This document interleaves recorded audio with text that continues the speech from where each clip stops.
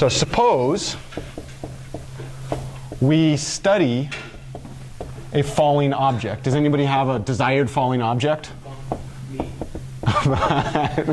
Joe? Did someone say a ball? All right. I'm thinking about my son right now. He loves to throw balls at his little brother, which is just not cool. Funny, but not cool. Okay, so what we're going to do is we will measure the height h of the ball at different times in an experiment.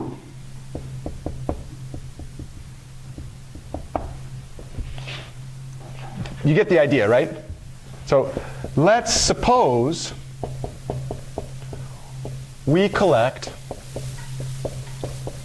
the following data. Let me ask you this. How hard would it actually be to do this experiment? Think about it for a minute. Do you start to see money? Well, you're not used to getting paid for your time. I see money. I see a lot of money. Somebody wants me to spend 8 hours doing this experiment, they better pay me. I'm not going to just, I mean, unless I have like a private funder, right? But like I have to eat. There's money here, right?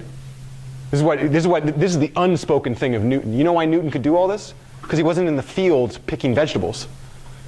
There's privilege there, right? There's a lot of privilege there. That's why mathematics is beautiful, but it's also a field full of privilege, and I like to be very conscious of that. The only people that can sit in a room and think for a long time are people that are getting paid to think, which means they're not doing some other labor, right? Okay, so in this situation, let's imagine that we had at time equals 3, and you can ask me later why I chose time equal 3. It was non-trivial choice. We measure that the height of the ball is at 3 meters. And then at time equal 3.3, we measure that the height of the ball is at 2.559 meters. I don't know how we got that level of accuracy at 3.3 seconds. Suppose that we used a computer program called Tracker. What's that? Yeah, that's what Newton did. Okay, so now we have 3 data points, right? What are our 3 data points? We have T1, H1 is going to be 3.0 seconds. So this is seconds and this is meters, right? At 3 seconds, how high is the ball? 3 meters. T2, H2, at 3.3 seconds, how high is the ball? 2.559 meters. And then we have our third time, which is 3.6 seconds. How high is the ball? Meters. Okay. Well, what did we claim was true about h of t1? So the whole claim that we made is that this ball should be in a parabolic arch, right? I don't know if any of you have been to the Exploratorium. There's a beautiful, beautiful demonstration of this. I don't know if you've seen that, where you put the marble and it goes through rings that are in parabola. It's a fun one. It demonstrates why this is true visually for the non-privileged. Okay, so what would h of t1 be if my h of t was a quadratic function? It would be a naught times 1 plus a1 times t1 plus a2 times t1 squared. Why did I not write the a's in black? Because we don't know them. That's part of the model, right? We're searching for those things. What was t1? Yeah, it was 3. So this is going to be 3. And then what was t1 squared? Ah! That was not on purpose. I'm sorry. All right, what about this one? Oh, what did we say was the output there? If this is actually modeled by a quadratic, what's the output of that? Should be 3 meters, right? The height at time 3 we collected was 3 meters, right? Okay, what about the next one? The height at time 2, what was times 2? I'll shut up in a second. What was time 2? 3.3. Well, if I was to evaluate the function at this thing, what would that be? A naught times 1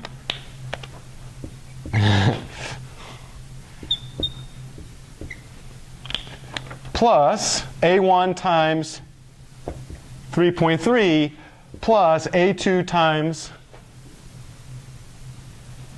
3.3 squared. 3.3 squared is 10.89. And what should that be equal to? 5.9. What's my third data point there? H of 3.6 would be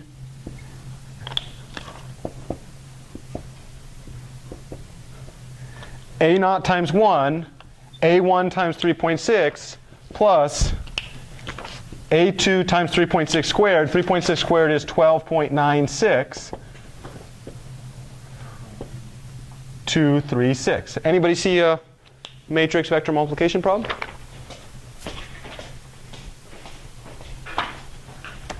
Do you see columns? And let me just highlight the ones that I'm having you look at. Here, I'll make it really, try to really.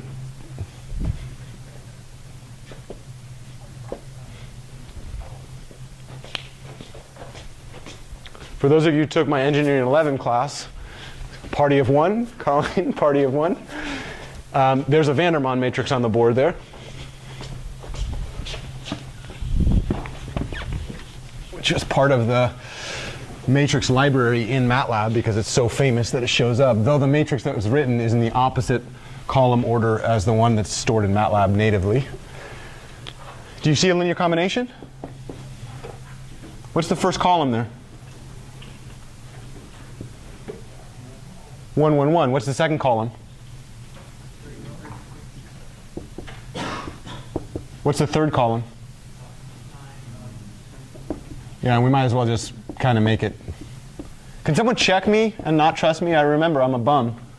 Never trust your math teachers ever until you confirm that they know what they're talking about, and then you can be like, oh, okay, I trust him.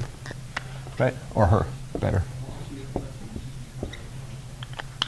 What's that?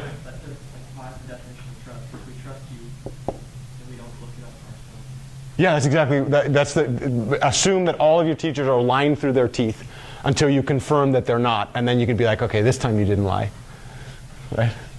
You just keep doing that over and over again until you no longer need your teachers.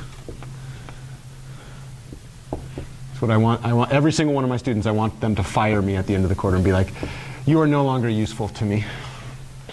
And I'll be like, thank you, I get to keep my job now. It's the ones that say, I still need you, that I should lose my job, right? Guess what we just did? It's a linear systems problem, right? The solution to the linear systems problem are the coefficients that we come out. Moreover, let me ask you this. Is column 2 a linear combination of column 1? Why not? If it was, if column 2 was generated just by column 1, what must be true about column 2? It would have all the same entries. So for sure we know that the first 2 columns are linearly independent. Is column 3 a linear combination of the first 2 columns? Is it a linear combination of the second column?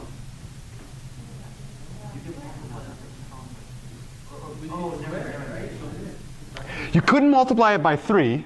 You couldn't multiply this thing by 3 to get this one, right? Because if you multiplied this one by 3, you'd get that, right? If you multiplied this one by 3, you wouldn't get that, right? The moment you multiply this one by 3.3, you can no longer get that one. So for sure, this is not a scalar multiple of that one. The question is this one a scalar multiple of the first 2? My favorite answer to that question came from a student last night that said, no, it can't be. And I said, why? And he said, because it's a squared. It's not possible. That was a very, very deep statement. Is it ever possible to create t squared just by taking linear combinations of those 2 functions? Not linearly. Quadratically, for sure. If I multiplied this thing by another vector, then for sure, if I took the inner product, but that's not what a linear combination is, right? That gets into some of the stuff in Math 2a. Don't worry, it's more advanced. But the whole statement there is we're going to make a conjecture that the 3 columns here are linearly independent. The moment we know the 3 columns are linearly independent, what do we call that type of matrix? Non-singular linear systems problem. If this is an actual gravitation thing, could you imagine what A2 is going to be? Really? Is A2 going to be 9.8? 4.9, right? Probably negative 4.9.